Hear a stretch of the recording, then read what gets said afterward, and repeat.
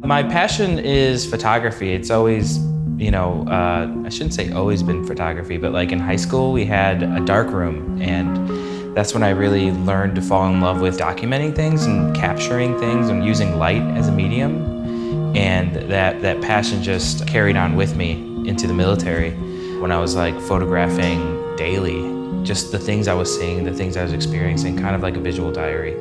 And then now as an artist, I go back into those archives and pull from those images for inspiration to use those images in new media, whether they be video, animations, cutouts, all sorts of ways these things have manifested from this archive.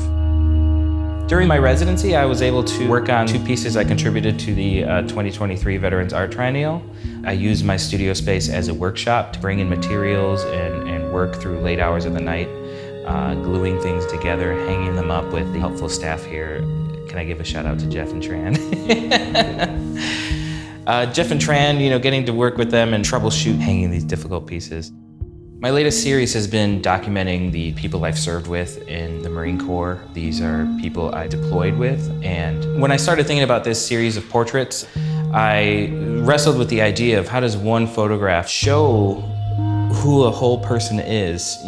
Everyone is made up of all these like different moments in history and things we don't know about them and things we did experience with them. And ultimately I decided to do kind of a layered building of a person through past photographs I have of them during the war, photographs I collected of them after the war to kind of like fill in the pieces that I wasn't present for, and then a new portrait layered on top. And so this kind of collaging and layering of histories, through that I started building these silhouettes that hopefully feel like a person that is coming together or piecing a person together, because how well do we know the people that we think we know?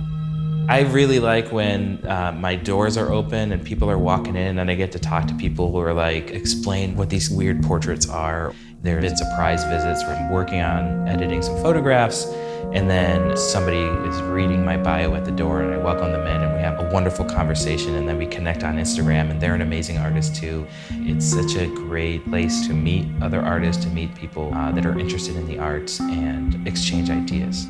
I like being in community. I like exchanging histories with people, walking around the neighborhoods, such a historic neighborhood around here. I've visited before, but I've never felt like part of it. And I'm not saying I'm part of it now, but it's just like, it's like I have a space there, right? I have a reason to be here, and that's like really great. What's next for my practice is I want to keep this going as far as like having a dedicated space for my art. I've realized how important it is to me to produce my own art and how much enjoyment I get out of it.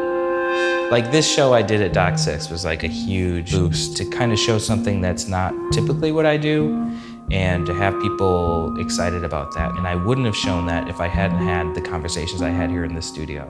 And putting those out there has opened up this new realm of possibilities of what work I show.